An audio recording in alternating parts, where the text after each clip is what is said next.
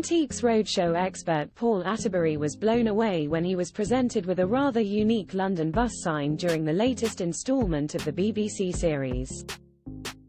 However, after finding out how much his beloved item was worth, the guest said he would never sell it.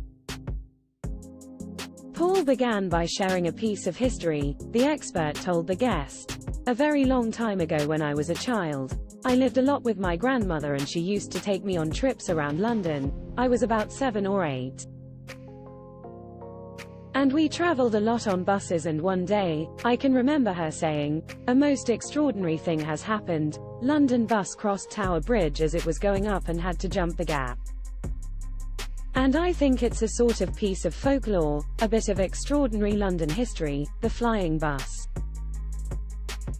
"I too know of the story," the guest replied before going on to say, "I got a catalogue from one of the auction houses, and there was a bus item in there and it said that this plate was actually from the bus that jumped Tower Bridge, and I just put a telephone bid in, and I got it."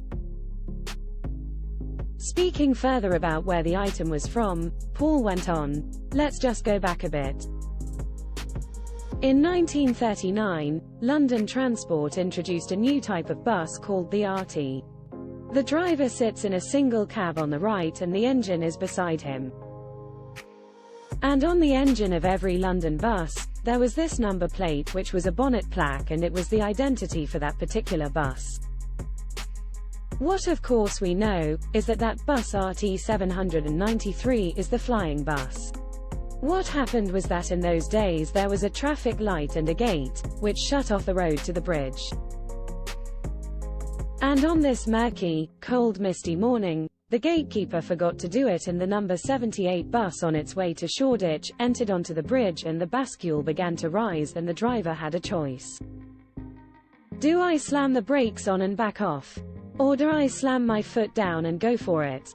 As the crowd began to laugh, the expert continued, "And now clearly the obvious decision is to stop and reverse. For some reason, he thought, I can do it. There were 20 passengers on the bus, all of them had injuries, minor or major, because of course, they all fell about. That's the story, and there is the number." Turning his attention to the value, the guest explained he originally paid £320 for the bus sign. Paul added, "I think that's going to be £800, £1,200, something like that." However, the guest refused to sell it as he stated, "It is never going to be sold." Antiques Roadshow is available to watch on BBC iPlayer.